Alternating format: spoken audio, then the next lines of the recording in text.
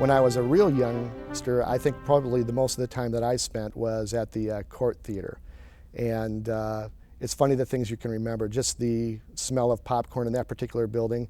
And at that point, as I recall, you couldn't take your drink into the auditorium because you might spill it. So you would go and buy your little Dixie cup of Coca-Cola or Pepsi-Cola and drink all in what seemed at the time enormous 6 or 8 ounces. We now have our largest pop at roughly 44 ounces, I do believe. So in addition to the theaters growing, so has the size of our concession products. We stopped at the Town Theater in Grand Rapids. Stephen Stalianikowski had it.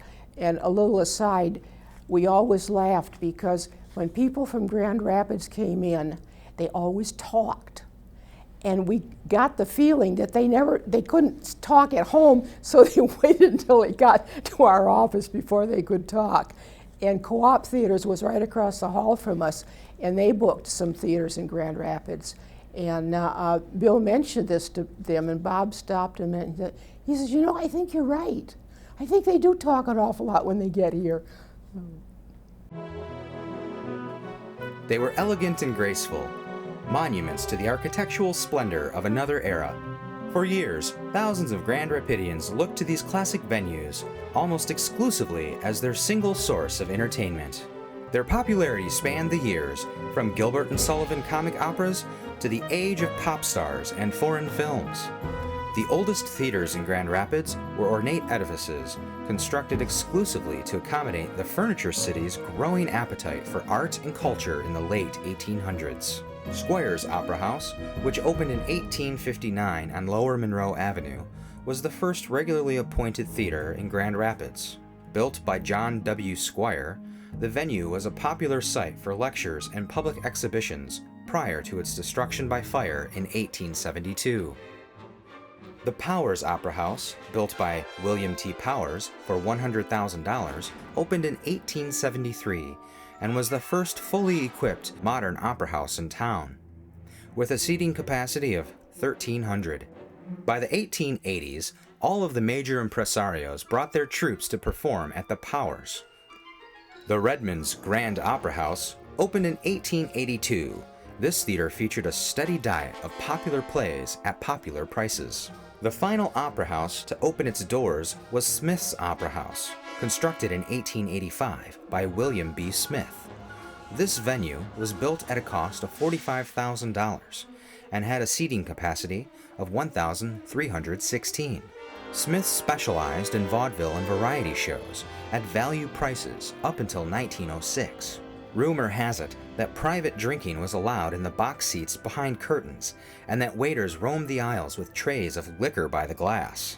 The success of the Powers Opera House paved the way for the construction of the Majestic Gardens Theater in 1903. Following the release in 1903 of The Great Train Robbery, Vaudettes, or Nickelodeons, were constructed on Lower Monroe Avenue, and for a number of years competed with vaudeville.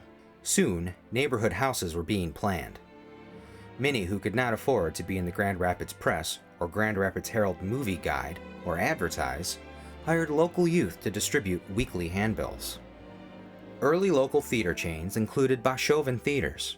Their roster of neighborhood venues included the Liberty, Madison, Burton, Franklin, Alcazar, State, Our, Family, Stocking, and the Vogue Theaters.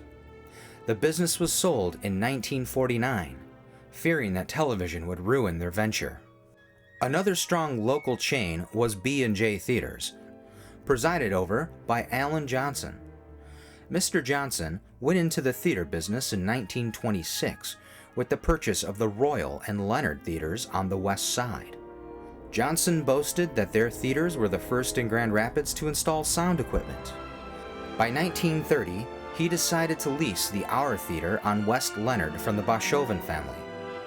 In 1935, Johnson and Colonel W.S. Butterfield formed B&J Theaters and opened a streamlined Art Deco Easttown Theater on Lake Drive with RKO Radio Pictures, having a wonderful time. In 1937, B&J constructed the Four Star Theater on South Division Avenue, and also acquired the Wealthy Theater. Of the two surviving local theater chains, Goodrich Quality Theaters is now the longest operating. Having been founded in 1930 by William Emmett Goodrich, Goodrich and real estate investor William Murray picked up the lease on the Savoy Theater, which had recently closed as a repertory house. The pair upgraded the venue by wiring it for sound and opened with Universal's All Quiet on the Western Front and a second feature. Despite the fact that the economy was weak, the Savoy policy of double features for 15 cents was tremendously popular, even though it was relegated to sub-run. By the mid-1960s, the Savoy was a first-run house. In 1966, Emmett retired and his son Bob purchased the theater. Programming for the next several decades ran the gamut from a 39-week run of MGM's Dr. Zhivago to exploitation films. The Savoy outlived all of the downtown Grand Rapids houses and finally closed with a showing of Universal's The Wiz in December of 1979. Goodrich Quality Theaters had acquired the Majestic Theater in 1976 after its 1972 closure by Butterfield Theaters. Goodrich upgraded the facility and added a second screen. In a complicated transaction, Goodrich traded the Majestic Theater in 1978 for the closed Midtown Theater and a reimbursement of the $250,000 he had spent renovating the Majestic, paving the way for both the Civic Theater to call the Majestic their new home and Goodrich Theaters to build a new multiplex in the eastern Grand Rapids suburb of Kentwood.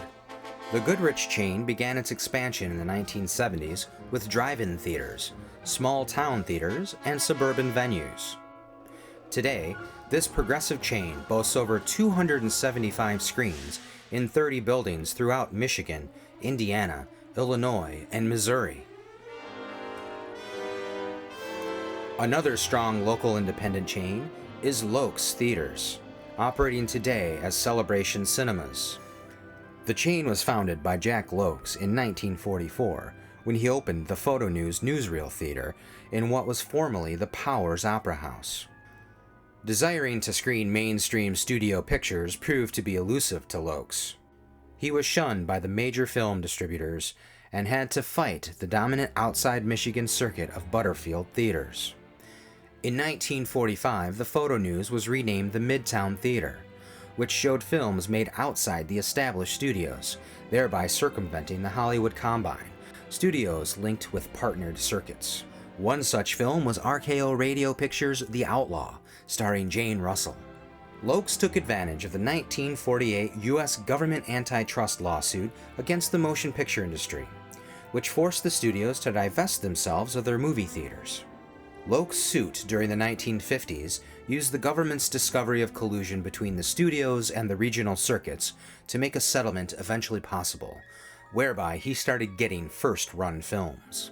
Lokes went on to open drive-ins, suburban theaters, and by the 1970s, the world's first 12-plex, and by the 1980s, the world's first 20-screen theater complex. The chain today operates 9 Celebration multiplexes throughout central and western Michigan. Michigan has had the good fortune of having smart, forward-thinking exhibitors and an extraordinary middle class, thanks to, in significant measure, to Walter Reuther and the United Auto Workers, raising nearly 1 million Michigan workers' pay scale. Today, besides the Goodrich and Lokes family venues, the state hails 7 other circuits that include the Neighborhood Cinema Group, MJR Theaters, Imagine Theaters, Moore Theaters, Phoenix Theaters, Uptown Entertainment, and Leonard Dawson's Northern Michigan Cinemas. Considering the state of Michigan economy and the rapid consolidation of national chains, Michigan is unique to have these homegrown chains, as well as several small-town independent operations scattered throughout both peninsulas.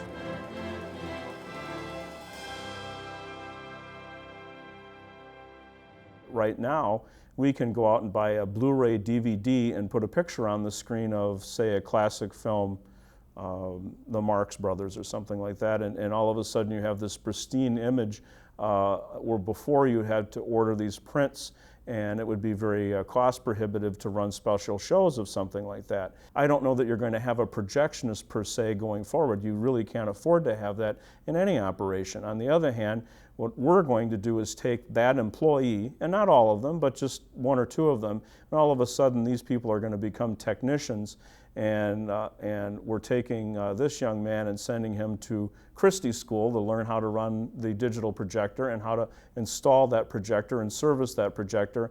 And I'm hoping that he takes that and broadens his horizons and ends up actually starting more of a service-related business that's within our business. That's just one thought that we had. Well, the learning process for 3D and digital is a lot simpler nowadays compared to the 35 millimeters. The 35 millimeters took us a couple weeks of training, at least 40, 50 hours inside the booth before you even are considered to run it yourself. The digitals, those pretty much I can take care of in about an hour's worth of training for a projectionist. Consist of loading in the movies, ingesting them into the system, and having them on the servers. And then after that, it pretty much works like a VCR. So the training aspect as far as that goes is if you can run a VCR or a DVD player, you can probably run the digital projector.